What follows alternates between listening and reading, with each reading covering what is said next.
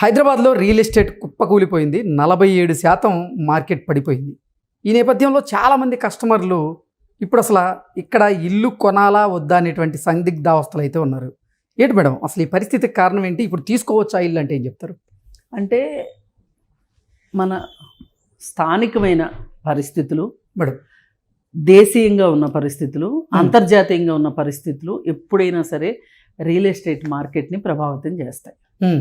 మనమేమో అనుకుంటాము జనాల దగ్గర డబ్బులు లేవు అందుకే కొనట్లేదు అనుకుంటాం.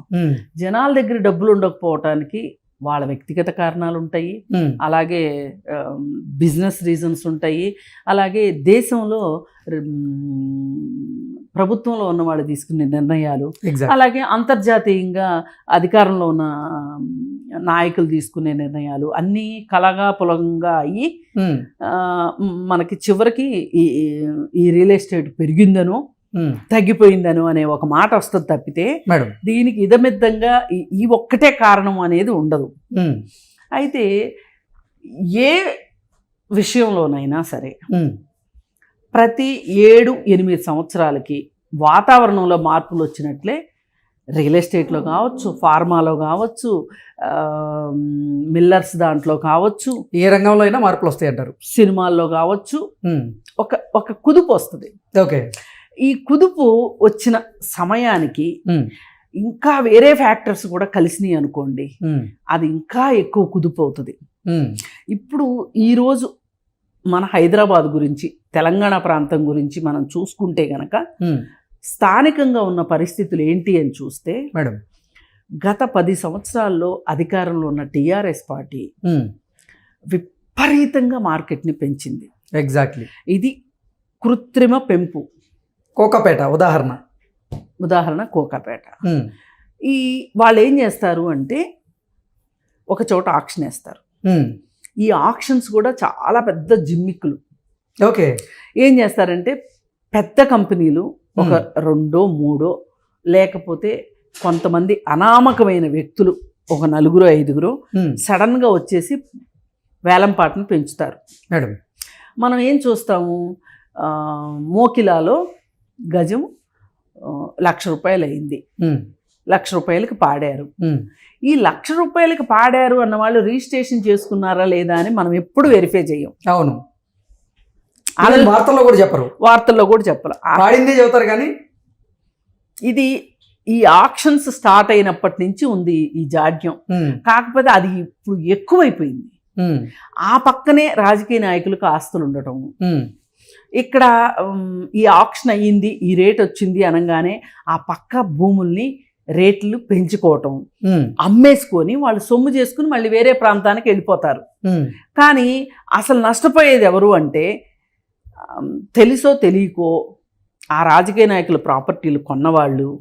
ఇదే లేఅవుట్లో ఈ హై రేట్ పెట్టి ఆక్షన్లో కొనుక్కున్న లేఅవుట్లో మామూలుగా కొనుక్కున్న వ్యక్తిగతమైన వ్యక్తులు ఎవరైతే ఉంటారో వాళ్ళు నష్టపోతారు. ఓకే, అయితే ఒకప్పుడు ఎలా ఉండేదంటే ఈ గవర్నమెంట్ ఆక్షన్స్ చంద్రబాబు నాయుడు గారు స్టార్ట్ చేశారు ఒక రకంగా. 98, 99, 2000, 2001 ఆ ప్రాంతంలో విపరీతంగా ఆక్షన్స్ జరిగినాయి. ఓకే, ఆయన హుడా లేఅవుట్స్ పేరుతోటి అశ్విని అని, భరణి అని, కృతిక అని ఆ గవర్నమెంట్ ల్యాండ్స్ ఉన్న చోటల్లా వాటిని బాగా డెవలప్ చేసి రోడ్లు అన్నీ వేసేసి, రోడ్ల పక్కన చెట్లు, ఎలక్ట్రిసిటీ, డ్రైనేజ్ సిస్టమ్ అంతా చేసేసి అమ్ముతుంటే అప్పట్లో అమెరికాలో కానీ, దుబాయ్లో ఉన్నవాళ్ళు కానీ, లేదు వేరే ఇంకే కంట్రీలో ఉన్నవాళ్ళు కానీ, యూకేలో ఉన్నవాళ్ళు కానీ అక్కడ ప్రాపర్టీస్ కొనుక్కునేవాళ్ళు కాదు ఎక్కువ. ఓకే, అలాంటి వాళ్ళు ఇక్కడ ఎన్ఆర్ఐస్ కొనేవాళ్ళు. ఈ ఎన్ఆర్ఐస్ కొనటంతో ఎన్ఆర్ఐస్కి ఏంటంటే లోకల్ మార్కెట్ మీద పెద్ద పట్టు ఉండదు. వాళ్ళు ఒక ఇంపల్సివ్ మూడ్లో కొనేస్తారు ఎన్ఆర్ఐస్, ఎందుకంటే వాళ్ళకి వైటే ఉంటుంది. ఓకే, ఇప్పుడు ఇక్కడ ఈ దీంట్లో మనం ఆక్షన్లో తీసుకునేటప్పుడు వైటే కట్టాలి ఖచ్చితంగా. లోకల్ పీపుల్ దగ్గర వైట్ ఉండేది కాదు అప్పట్లో. ఈ మధ్య అంతా వైట్ అని మాట్లాడుతున్నారు, కానీ ఇదివరకు వైట్ మార్కెట్కి బ్లాక్ మార్కెట్కి చాలా డిఫరెన్స్ ఉండేది. అయితే వాళ్ళు కొనేవాళ్ళు. అందువల్ల ఏంటంటే ఆ చుట్టుపక్కల రేటుకి ఎలివేషన్ వచ్చేసేది.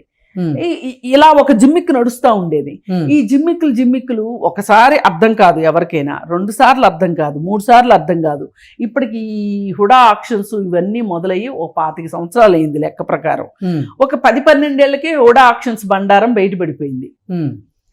ఎప్పుడైతే తెలంగాణ మూమెంట్ స్టార్ట్ అయిందో తెలంగాణలో, అప్పటి నుంచినే ఆక్షన్స్ కి కాస్త తగ్గింది, జోరు తగ్గింది. వన్స్ తెలంగాణ వచ్చిన తర్వాత మళ్ళీ కేసీఆర్ మొదలెట్టాడు ఆక్షన్స్ చేయటం. ఆక్షన్స్లో ఆ పక్కన వాళ్ళ తాలూకా వాళ్ళని ఎవరినో ఒకళ్ళని పెట్టడము, వాళ్ళు హై రేటుకి పాడటము, ఆ బండారం బద్దలవటము అన్నీ జరిగిపోయినాయి. అవి కూడా చాలా రోజులు జనాలు గమనించాల, అర్థం కాల. ఇంకా సంవత్సరం గడిచిన కొద్దీ ఇది కూడా బయటకు వచ్చేసేసి వీళ్ళు ఒక ఆర్టిఫిషియల్ మార్కెట్ని సృష్టించేశారు. ధరల్ని అక్కడ 2 లక్షలు అనడం, ఇక్కడ 3 లక్షలు అనడం, ఇక్కడ 1,00,000 అనడం, తొండల గుడ్లు పెట్టే దగ్గర లేఅవుట్లు వేసేసి అంత రేటు ఇంత రేటు అనటం. ఈ ఒక లేఅవుట్ వచ్చిన దగ్గర పక్కన పొలం ఏదన్నా ఉందనుకోండి, ఆ పొలం వాళ్ళు కూడా అంతేగా లెక్కలు వేసుకోవటము. ఎవరైనా ఒక ఇంపల్సివ్ బయ్యర్స్ ఉంటారు ఎప్పుడు మార్కెట్లో, వాళ్ళ దగ్గర డబ్బులు ఉంటాయి.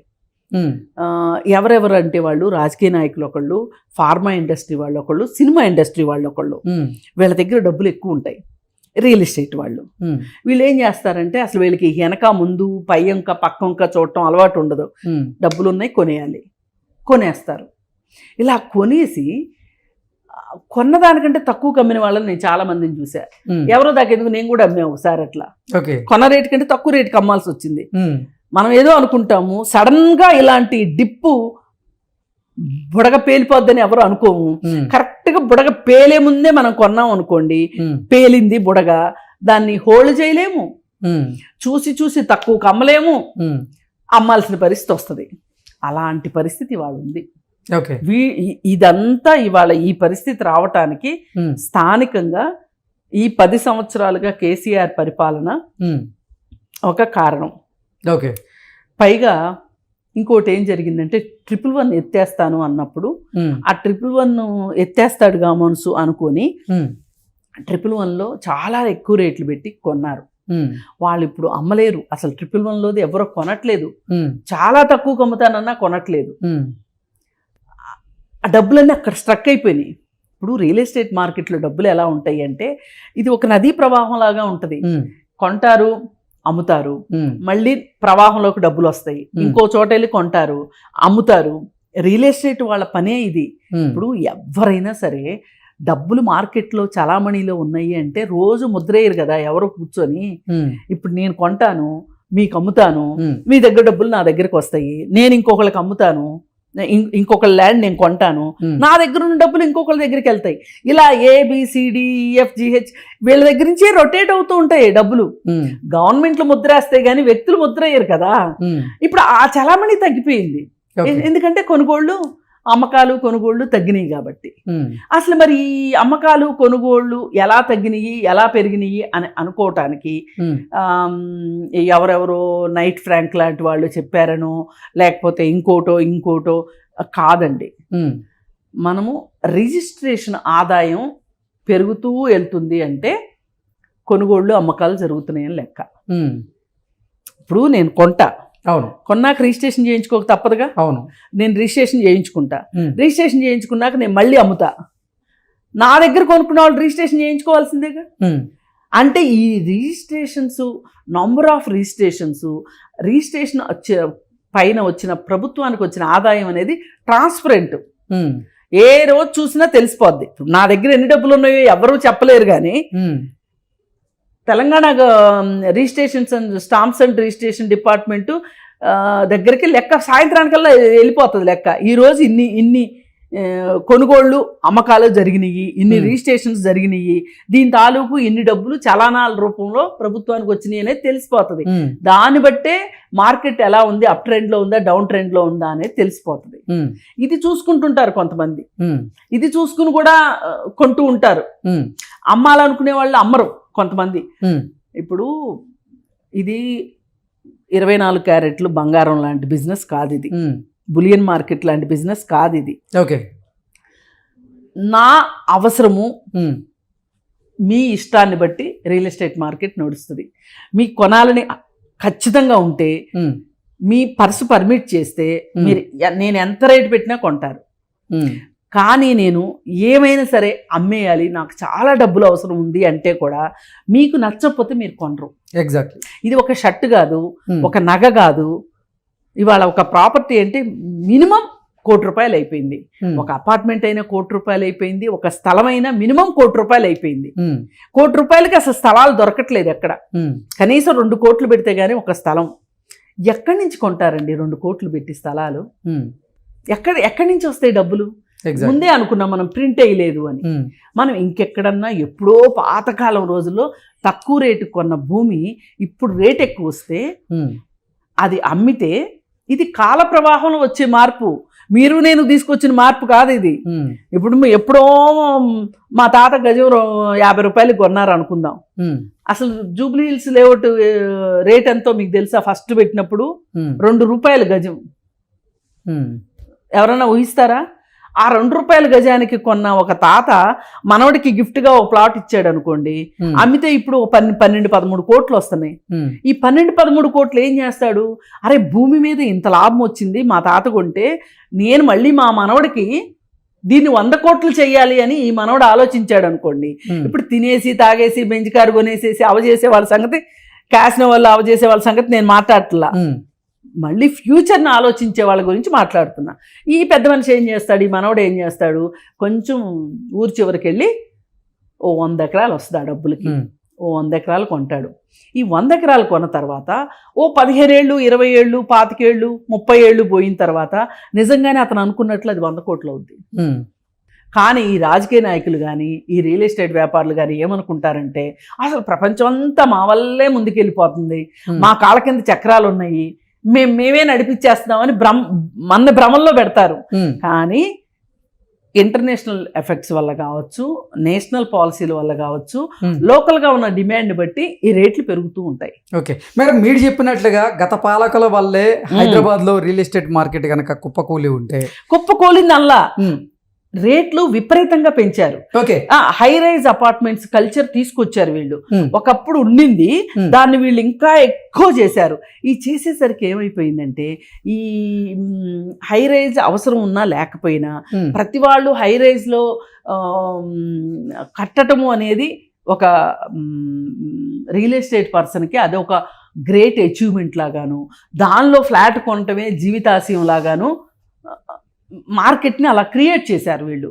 క్రియేట్ చేసేసరికి నిజంగానే స్టార్టింగ్లో వచ్చిన వాళ్ళు ఎర్లీ బర్డ్స్ ఆ ఎఫెక్ట్ని హ్యాపీగా ఎంజాయ్ చేశారు.